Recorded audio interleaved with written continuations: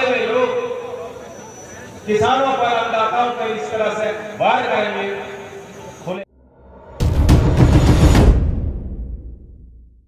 खुले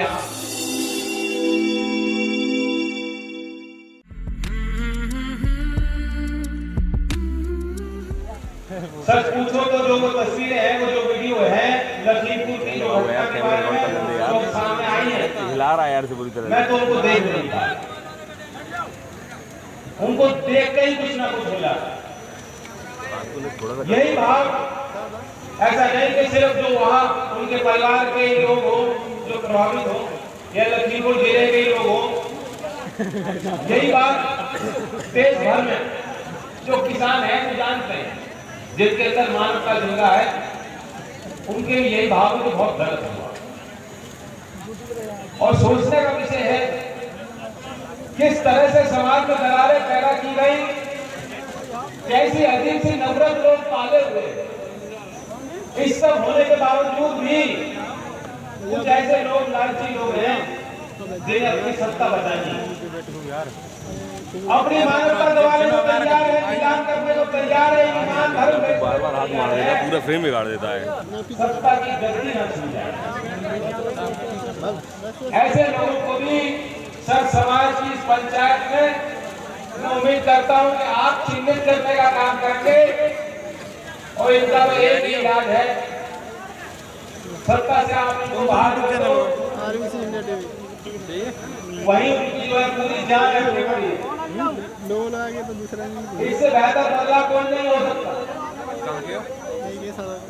मैं जान जा रहा हूँ, ऐसे तो बहुत लोग किसान ऐसे हैं जो कुर्बानी देते हैं, उनका नाम कभी आता नहीं, उनका जिक्र कहीं हो नहीं पाता, लेकिन कम से कम जो लखीमपुर के जो किसान हैं उनका नाम तो हम जान गए हैं। इसलिए मैं जहां जा रहा हूं, मैं किसानों को कह रहा हूं, अपने भाइयों को कह रहा हूं कि आप उनके नाम याद करें, लिखना हो तो लिख के रखें, दिल में वो उनकी तस्वीर, उनकी वो याद, उनकी वो स्मृति को बैठाएं। एक नौजवान थे लखप्रीत, एक दिलजीत सिंह, एक नक्षत्र सिंह, एक गुरविंदर सिंह, एक पत्रकार रमन कश्यप, ये 5 लोगों के नाम भूलने नहीं। ये सरकार चाहती है हम भूल जाए, सरकार ऐसा बता रही है कि कुछ हुआ ही नहीं हो। जो मंत्री है बतानी, पहले भी उन पे 302 का मुकदमा दर्ज हुआ था, उन्हें गृह मंत्री बनाया ही क्यों था, मेरे समझ में आती नहीं बात। उनको इस बीच में दिल्ली बुलाया, जिन्हें दंड देना चाहिए था, जिन्हें पुलिस के हवाले करना चाहिए था, उनको बगल में बैठाया देश के गृह मंत्री अमित शाह ने और उनकी पीठ थपथपाकर वापस भेज दिया कि तुम अपना काम जारी रखो। कौन सा काम वो करेंगे? 5 दिन लग गए यूपी पुलिस को उनके बेटे को गिरफ्तार करने, और गिरफ्तार नहीं हुआ, वो खुद गया है।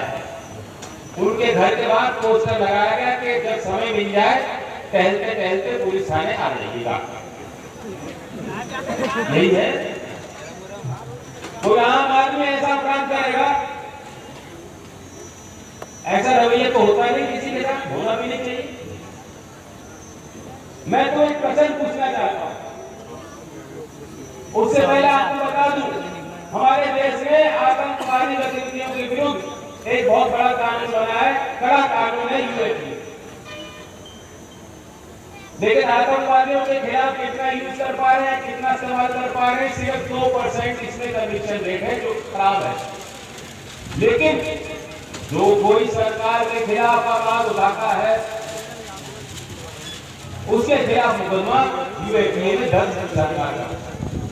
हाथरस प्रकरण में कुछ 5-6 पत्रकार हैदराबाद में योगी जी ने उनके खिलाफ यूएपी लगवा दी। अब आप भी जानते हो सच्चाई, सब लोग जानते हैं, हाथरस में ऐसा तो नहीं है कि कोई अंतरराष्ट्रीय कॉन्स्पिरेसी थी, साजिश, को अंतरराष्ट्रीय साजिश थी योगी जी को बदनाम करने की। नहीं, एक पीड़ित परिवार को न्याय प्रणाली से आप दूर रखना चाहते थे। वो गरीब परिवार है, वो ऐसी कम्युनिटी से आता है, आपने सोचा दबा लो, मामला जो है दब जाएगा। पूरी सरकार लग गई। योगी ने कहा नहीं, तो अंतरराष्ट्रीय साजिश। अब वो बेचारे पत्रकार आए थे, उनको आतंकवादी बना के जेल में बंद है 6 महीने हो गए। जब से मोदी जी आए 8,300 मुकदमे यूएपीए के दर्ज हुए हैं। 8,300 लोग जेल में बंद हैं। मैं आपसे पूछना चाहता हूं कि जो ऐसे गाड़ी चलाने वाले जो लोग थे, उनको भड़काने वाले जो लोग थे, किसान अन्नदाता के विरुद्ध साजिश रचने वाले जो लोग थे, वो कौन लोग थे? वह क्या आतंकवादी नहीं है? बताओ, आतंकवादी तो है। उनके खिलाफ यूएपीए की धारा नहीं लगेगी।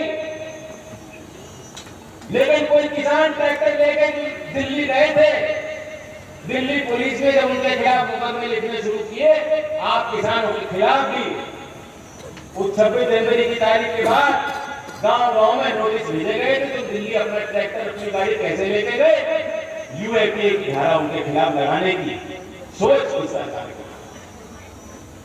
तो आप किसान की बात करोगे, आपकी यूएपीए लगेगी, आपको आतंकवादी हो, आपको राष्ट्र विरोधी हो, आपको भेड़िए हो। ये कड़वी सच्चाई है, कड़वी भूख लगेगी किसी को, ये सच्चाई है। और हालात इतने खराब है कि हमारे देश के प्रधानमंत्री हर चीज पे टिप्पणी करते हैं। इमरान खान का जन्मदिन होगा तो ट्वीट करेंगे सबसे पहले। अभी तक जम्मू कश्मीर में जो हमारे जवान शहीद हुए आतंकवादी मुठभेड़ पे, कोई ट्वीट नहीं आया। लखीमपुर घटना पे कोई ट्वीट नहीं आया। आपको बताया गया था कि आपको धारा लग रही वहां कश्मीर में, लाल चौक में यहां हाथ से करके कोई जाएगा तो अगर प्लॉट खरीदना चाहता है तो खरीद सकता है।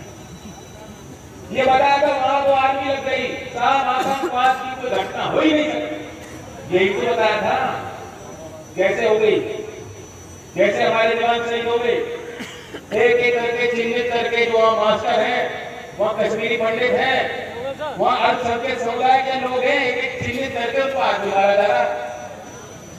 उस पर भी कोई ट्वीट प्रधानमंत्री का नहीं आया। लखनऊ गए, लखीमपुर की बात नहीं करी। अभी कल परसों मानव अधिकार को खूब अच्छा लक्ष्यदार भाषण जा रहे थे, मानव अधिकार ये होते हैं, ये होते हैं। लेकिन किसान का कोई मानव अधिकार नहीं। किसान तो उनके नजर में मानव है ही नहीं, हम तो लायक है ही नहीं। इसका उपाय मेरे पास नहीं है। ऐसी क्रूर सोच का उपाय, क्या उपाय है, क्या इलाज मेरे पास नहीं, लेकिन आपके पास है। लोकतंत्र के माध्यम से आए थे, लोकतंत्र का गला घोटने का काम कर रहे हैं, लेकिन लोकतंत्र ही तो हराएगा। आपकी वोट ही तो हराएगी, आपका सब निश्चय तो हराएगी।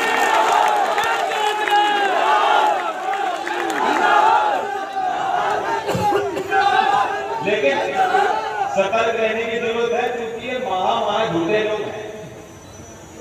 बहुत झूठ बोलते हैं, तरीके से बोलते हैं, ऐसी बात बोलते हैं कि कहीं ना कुछ विस्फोट पैदा होगा, फिर हम भूल जाते हैं बातों।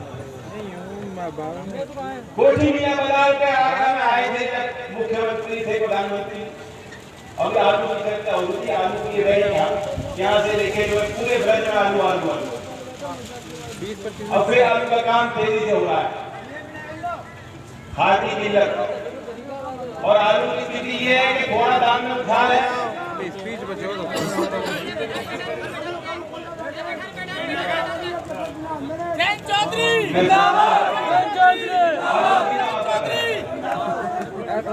दाम में थोड़ा उछाल होता है, मुझे बात में मिलवा रहे। जब दाम में थोड़ा उछाल आता है, किसान सोचते हैं बढ़िया आलू का टाइम आ गया, आलू का रकबा बढ़ा देते, पैदावार बढ़ा देते। 2019-20 में और 2021 में अगर आप आंकड़े देखोगे 10% ज्यादा पैदावार आपने। देश में 5 करोड़ 20 लाख टन आलू पैदा है, उसका 35% उत्तर प्रदेश के किसान करते हैं। उसमें भी यही क्षेत्र है जो ज्यादा पैदावार करता है, बाराबंकी में होता है फरुखाबाद में, और यहाँ आ गया और हमारे सादाबाद मथुरा, यही आलू की पैदावार। योगी जी जानते हैं उस समय उनको पकड़ ली थी आपने, गुजरात के मुख्यमंत्री थे, देश का चुनाव था, कुछ मीना बाजार तक पहुंचे, और गुजरात में तो आलू का किसान दुनिया में सर्वश्रेष्ठ आलू का सबसे ज्यादा ईड है। और आलू के किसान की 3 बात है, तो मुख्यमंत्री थे, प्रधानमंत्री बनना था, और पहली बात तो आलू का मूल्य उचित मिलना चाहिए, बहुत बढ़िया बात। उनका आलू की पैदावार बढ़नी चाहिए, बिल्कुल ठीक, मूल्य ठीक मिलेगा और पैदावार अपने आप किसान करा दे। और तीसरी बात उन्होंने कहा आलू की मूल्य की वृद्धि के लिए पूरे तेराई में जो इतनी बढ़िया धान की पैदावार, वहां मैंने किसानों से पूछा, क्या जी 1000-1100 के ऊपर आप हमें देख रहे थे, वही बिचौलिए हैं, वही लोग हैं, वो खूब मुनाफा खाते हैं, किसान को लाभ मिल नहीं रहा। तो आलू में अब इन्होंने 7 साल के अनुभव में आपने देख लिया, झूठी तो बोला था क्या बोला, लेकिन मैं आपको बताना चाह रहा हूं उसका उपाय ऐसा नहीं है, असंभव चीज नहीं है। अगर सरकार की नियत और नीति साफ हो, ईमानदारी से वो काम करेंगे तो किसानों को उनका हक मिलेगा। हमने ये फैसला लिया है 31 अक्टूबर को हम घोषणा पूरी करेंगे, लेकिन यहाँ मैं क्योंकि आपके बीच हूं, मैं घोषणा करना चाहता हूं आलू के संबंध में हमारी सरकार बनेगी तो न्यूनतम समर्थन मूल्य आपकी लागत के 1.5 गुना के हिसाब से हम तय करेंगे।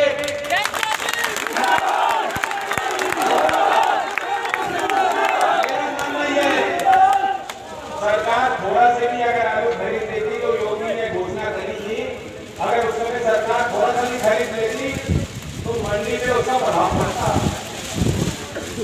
जो निजी क्षेत्र के खरीदार है उनका प्रभाव बनता, सप्लायर पेमेंट के असूल पे चलने वाले, उस सिद्धांत पे चलने वाले मंडी में प्रभाव पड़ता। मेरा ये मानना है सरकार से भाव घोषित ही नहीं करेगी, वे खरीदी होगी, और खरीद ले जो हमारे प्रदेश में अंत्योदय योजना के परिवार हैं, जो अंत्योदय योजना से प्रभावित हैं, जिनको खाद्य आपको सामग्री अनाज बांटा जाता है, सरकार देती है, प्रति यूनिट, प्रति एक अंत्योदय परिवार को प्रति यूनिट हम 3 किलो आलू देने का काम करेंगे।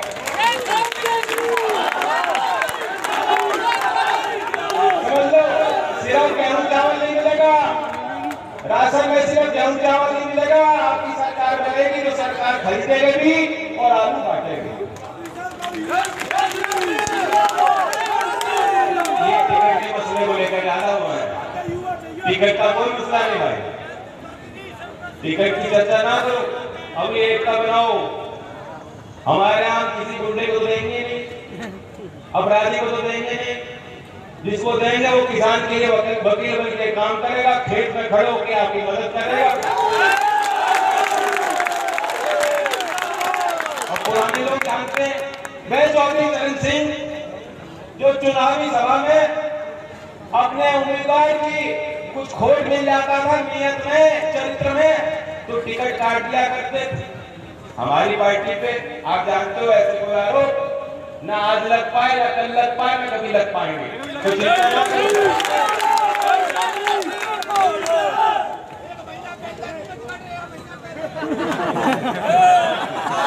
करने के साथ समय में, लेकिन ज्यादा खर्चा मत कराना उनका,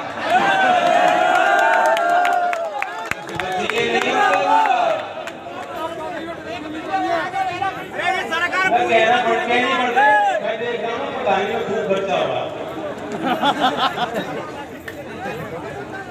ईमानदार आदमी चाहते हो तो ईमानदारी से आपको वोट दिलवानी पड़ेगी। एक और बात जो मैं आपके बीच कहना चाहता हूँ, वैसे पूर्व की सभाओं में हम लोग घोषित कर चुके हैं, जो हम अपने मैनिफेस्टो में जोड़ेंगे, 2 मुख्य बातें हैं। जो प्रधानमंत्री सम्मान योजना के तहत 6,000 रुपए आपको दिए जा रहे हैं, उससे कोई भरपाई नहीं हो रही। रोज 30-35 पैसे डीजल का भाव बढ़ रहा है, रोज बढ़ रहा है। पिछले 7-8 दिन से रोज बिजली सबसे महंगी है उत्तर प्रदेश में, सबसे महंगी। बताओ साहब, बिजली महंगी हो रही, किसान की लागत बढ़ गई, खर्चे बढ़ गए, घर के स्कूल की फीस जमा नहीं कर पा रहे, किसान आत्महत्या कर रहे हैं। इसलिए 6,000 रुपए काफी नहीं है। हमने फैसला लिया कि हमारी सरकार चौधरी चरण सिंह जी के नाम से उनकी स्मृति में 23 दिसंबर को आप 6,000 देते हो, उस 6,000 को बढ़ाकर 12,000 प्रत्येक किसान को। और जो सीमांत किसान हैं, जो असिंचित जमीन पर खेती करने वाले किसान हैं, उनको 12,000 में उनको 15,000 देने का। अब कोई बुद्धिजीवी होगा यहाँ, सभी बुद्धिजीवी हैं, वो कहेगा साहब पैसा कहाँ से आएगा? पैसे की कोई कमी नहीं है। हजारों करोड़ रुपए योगी जी ने आपके खर्च कहाँ किए? अपनी तस्वीर लगवाने में, छपवाने में पूरे देश के अखबारों को पाठ किया। देश के हर शहर में अपनी जो तस्वीर लगाई है, होली लगाई, और कहा कि उत्तर प्रदेश अव्वल, नंबर 1 उत्तर प्रदेश। नंबर 1 क्या होगा?